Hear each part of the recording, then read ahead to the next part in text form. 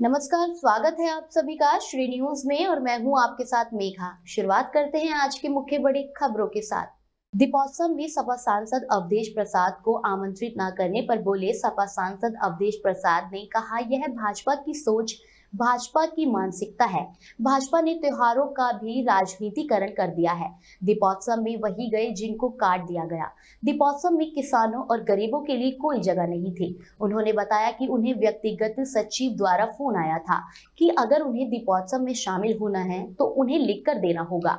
अवधेश प्रसाद ने आरोप लगाया कि भाजपा ने त्योहारों का राजनीतिकरण कर देश की एकता और गंगा जमुनी संस्कृति को कमजोर किया है। उनका कहना था कि ऐसे पर्वों को सदियों से हम मिलजुल कर मनाते आए हैं, लेकिन अब भाजपा की विचारधारा इसके विपरीत है। दीपावली का त्योहार किसी एक जाति का, किसी एक धर्म का, किसी एक मर्द का नहीं है। ये त्योहार सबका है और ये कोई नया त्योहार नहीं है। सदियों से ये त्योहार मनाया जाता रहा है, मनाया जाएगा और हमारी ये परंपरा रही। और इतने दिए जलाए जाते हैं जिनकी कोई गणना नहीं की जा सकती है।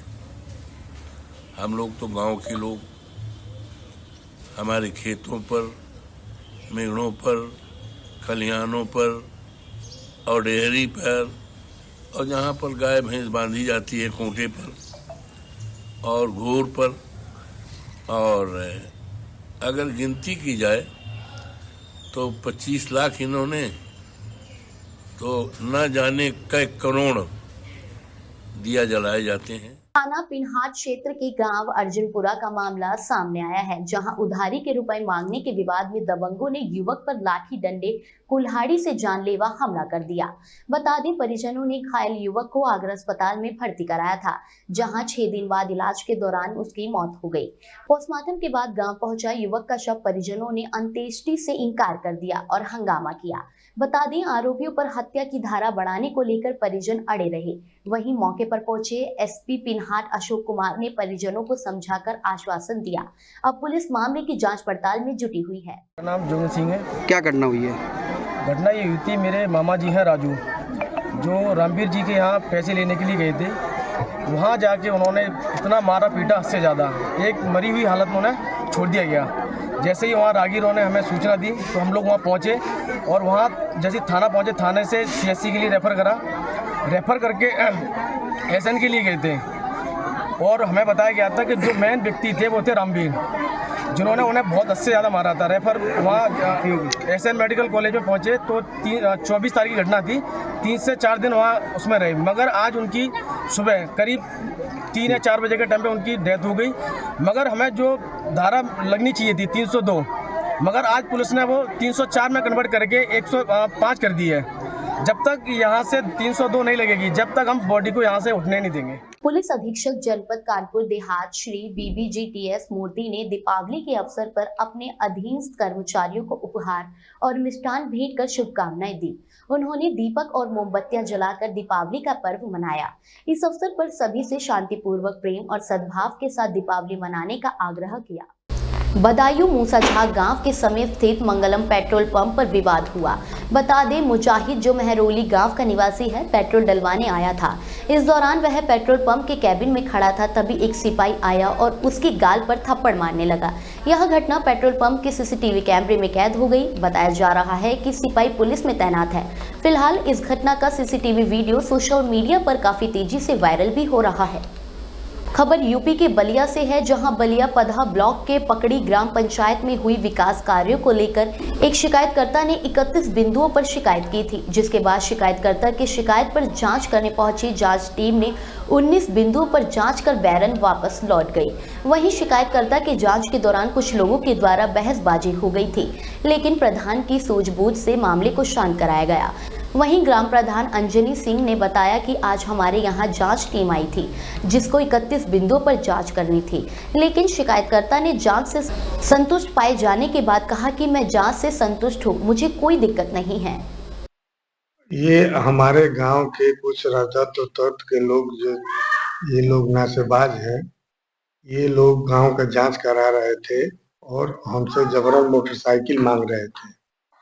एक मोटरसाइकिल दे दीजिएगा तो हम वापस कर लेंगे, जिसकी स्वयं जांच दीपक श्रीवास्तव टीम गठित कर डीएम साहब के निर्देशानुसार किया गया है। जैसे कि 31 बिंदुओं पर जांच मांगी गई थी, जिसपे 18 बिंदुओं पर जांच कल हुई। रायबरेली जिले के डीह कस्बे के पशु चिकित्सालय के पीछे खेतों में युवक का शव मिलने से हड़कंप मच गया।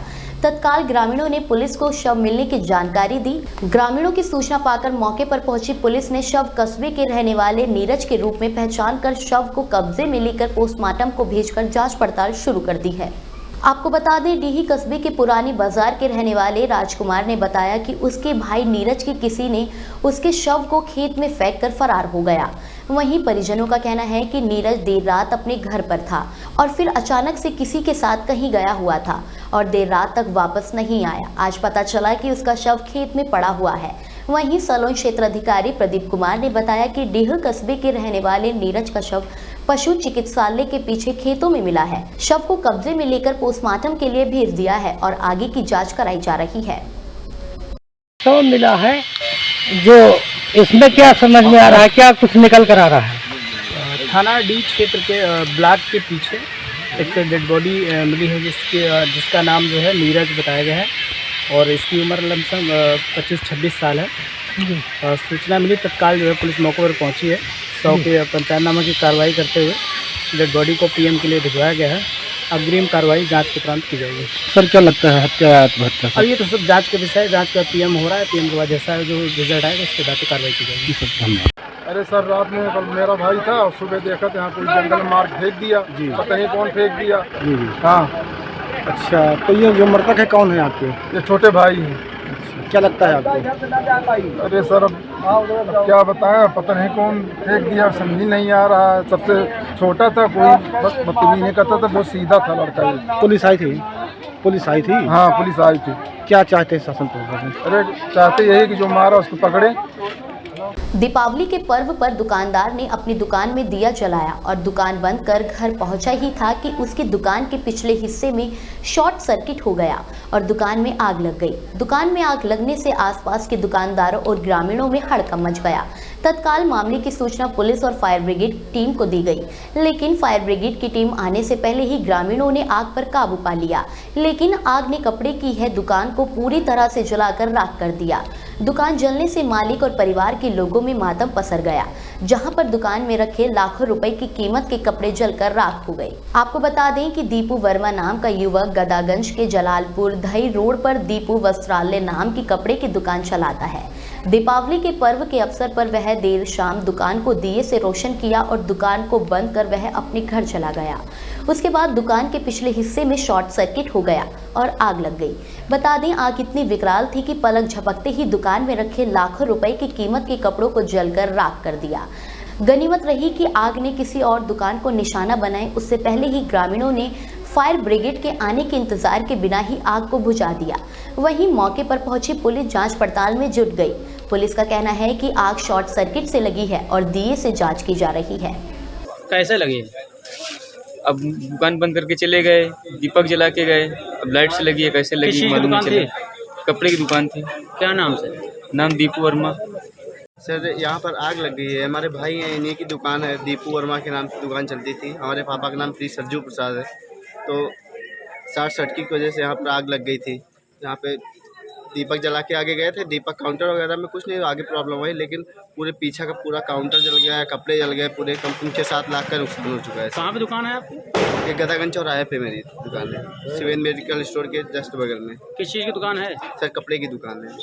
तो क्या मोमबत्ती लगी, कैसे लगी? नहीं सर, ये शॉर्ट सर्किट की वजह से लगी है। अब शॉर्ट सर्किट की वजह से लगी क्योंकि पीछे से आग लगी है। आगे से दीपक आगे जल रहा था, तो शॉर्ट सर्किट की वजह से आग लगी है। देर रात तीतरो कस्बे में एक 8 वर्षीय मासूम बच्चा वंश पुत्र अशोक लाला घर पर पटाखे जलाते समय घायल हो गया। अचानक एक पटाखा उसके गले पर लग गया, जिससे उसे गंभीर चोट आई।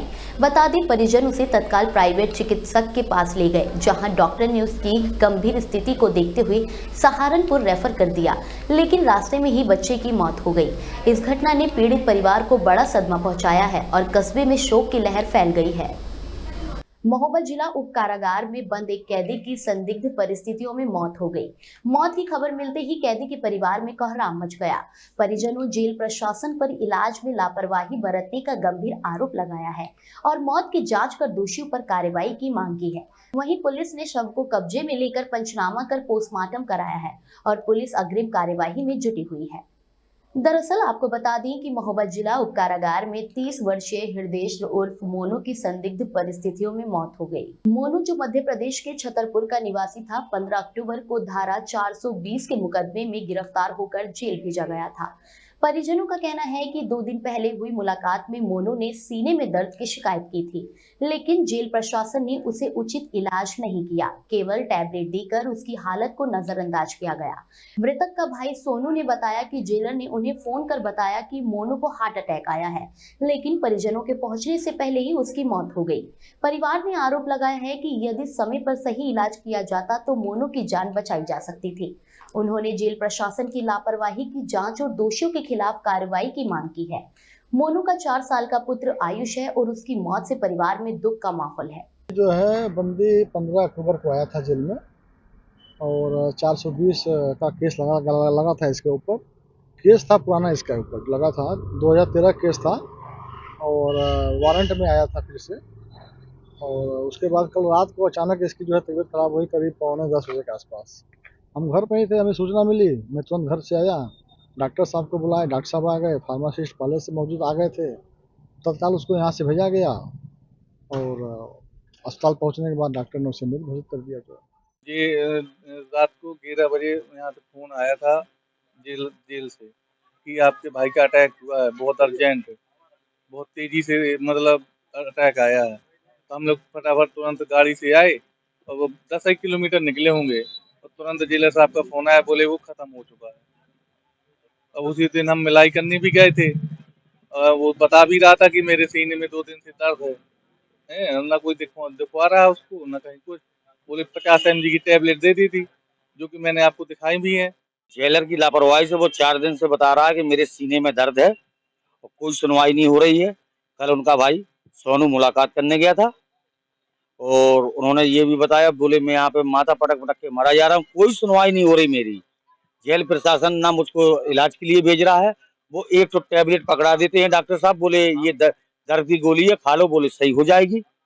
ये प्रशासन एक समुदाय की लापरवाही की वजह से डॉक्टर साहब जाते हैं, डॉक्टर साहब के यहाँ गए, बोले ये टैबलेट खा लो, बोले सही हो जाएगी, और इसके दौरान कुछ नहीं करते। दीपावली के दौरान हुई खरीदारी में पुलिस ने नकाबपोश 5 महिलाओं को गिरफ्तार किया है।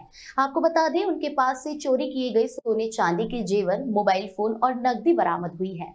बता दें गिरफ्तार महिलाएं सिद्धार्थनगर और बलरामपुर की निवासी हैं। पुलिस ने उनके कब्जे से 3700 रुपए नगद, एक चांदी का सिक्का, एक मोबाइल फोन और कई जेवरात जैसे कंगन, नथ, पायल और कान की बालियां बरामद की है। इस मामले में नगर कोतवाली में मुकदमा दर्ज किया गया है और विधि कार्रवाई के लिए उन्हें न्यायालय भेजा गया है। इस संबंध में अपर पुलिस अधीक्षक राधेश्याम राय ने बताया कि जनपद सिद्धार्थनगर की 5 मुस्लिम महिलाएं, जिनका नाम शकुर, रुखसाना, नूरजहां, शुभ, बुनिशा और समा, सभी सिद्धार्थनगर व बलरामपुर निवासी हैं। अपर पुलिस अधीक्षक राधेश्याम राय ने इस संबंध में जानकारी भी दी है। अवगत कराना है कि दीपावली के अवसर पर बाजार में खरीदारी कर रहे लोगों से पैसे एवं जेवर चोरी करने वाली 5 शातिर महिला अंतर जनपदीय चोरों की गैंग को थाना कोतवाली नगर पुलिस गोंडा द्वारा कल पकड़ा गया है। इनके कब्जे से चोरी किए हुए 3700 रुपये नकद, मोबाइल फोन्स एवं सोने चांदी के जेवर बरामद किए गए हैं। ये 5 महिलाएं सिद्धार्थनगर जिले के रहने वाली हैं और बुर्का पहनकर चोरी घटनाओं को अंजाम दिया करती हैं। इन 5 महिला चोरों के नाम हैं शाकरून, रुखसाना, नूरजहां, शुभनिशा और शमा। इन 5 के विरुद्ध थाना कोतवाली नगर पर सुसंगत धाराओं में अभियोग पंजीकृत किया गया है और 5 को गिरफ्तार कर माननीय न्यायालय के समक्ष पेश किया जा चुका है।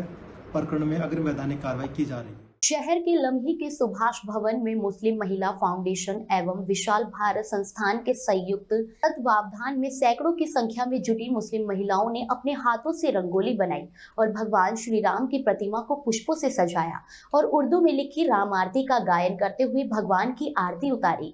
वहीं जलते हुए दियों से जब भगवान श्री राम की आरती की जा रही थी तब यह संदेश पूरी दुनिया को जा रहा था कि राम का नाम दीपक ही दुनिया से नफरत के अंधकार को खत्म कर सकता है। वहीं पातालपुरी मठ के पीठाधीश्वर महंत बालक दास जी महाराज ने श्री राम स्तुति की आरती में मुस्लिम महिलाओं का साथ दिया और भेदभाव खत्म करने का संदेश भी दिया। बता दें, हिंदू और मुसलमानों को एक दूसरे के करीब लाने, दिलों को जोड़ने और सांस्कृतिक एकता की स्थापना के लिए मुस्लिम महिलाओं का यह प्रयोग सबसे कारगर साबित हुआ। मुस्लिम महिलाएं वर्ष 2006 से भगवान श्री राम की आरती कर सांप्रदायिक एकता का, सौहार्द का संदेश देती आ रही हैं।